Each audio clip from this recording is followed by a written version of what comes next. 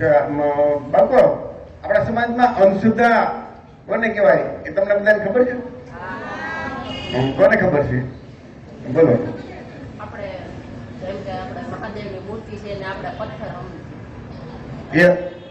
એની પથ્થર છે આપણે મૂર્તિ ભગવાનની મૂર્તિ છે એ અંધશ્રદ્ધા કહેવાય, બરોબર એમ ને?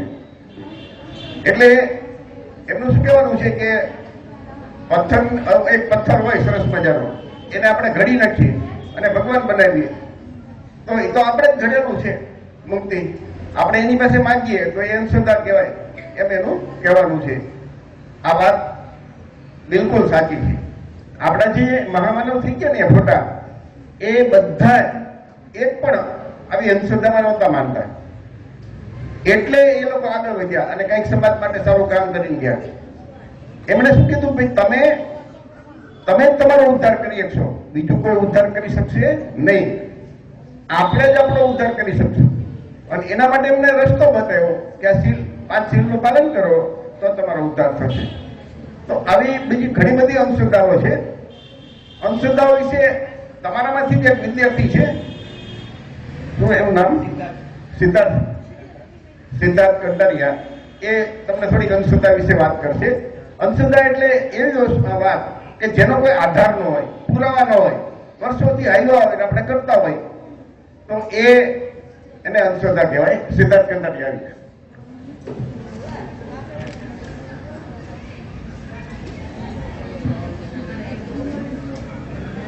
મારું નામ સિદ્ધાર્થ કંટારિયા છે.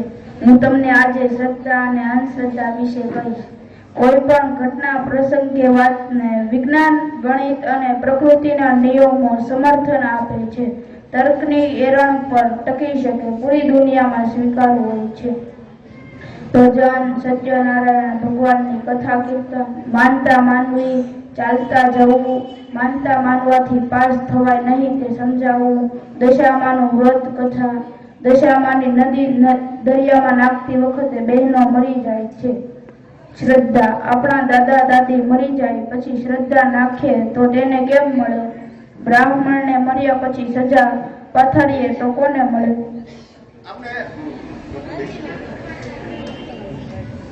સિદ્ધાર્થે તમને થોડાક મુદ્દા કીધા, બરોબર છે? એ મુદ્દા ઉપર તમારે વિચારવાનું છે કે આને અંધશ્રદ્ધા તમે વિચાર કરજો. હમણાં એક ભાઈ બોલ્યો તો બીજા એ સિવાય બીજા કોઈ છોકરાઓને તમને અંધશ્રદ્ધા કઈ કહેવાય?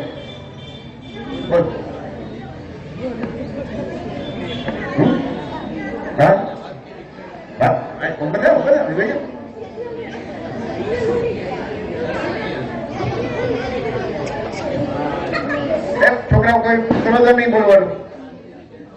મારે તમને એક વાત કહેવી છે. એકવાર મેં મારી સ્કૂલમાં મારા ભાઈબંધો સાથે એક પ્રયોગ કર્યો, જેમાં મારા 5 ભાઈબંધો અને મારો બીજો એક ભાઈબંધ, મારા 5 ભાઈબંધોને ખબર હતી કે પ્રયોગ થાય છે અને બીજો એક ભાઈબંધ નથી ખબર. એ 5 ભાઈબંધ એક રૂમમાં હતા. બહારથી એક અવાજ આવે ટીપના, ત્યારે 5 ઊભા થઈ જાય. તો પછી એ છઠ્ઠો મારો ભાઈબંધ પણ ઊભો થવા માંડ્યો. તો પછી ધીરે ધીરે એ 5ને બહાર કાઢીને બીજા 5 અંદર મૂક્યા. અને પછી જ્યારે એ ઊભો થતો તો એને જોઈને બીજા બધા ઊભા થવા માંડ્યા. એનો મતલબ એમ છે કે જે હાલતું આવે છે એ આપણે કરતા જઈએ છીએ, પણ આપણે વિચારતા નથી કે શું કામ કરીએ છીએ. બરોબર, ખૂબ સરસ.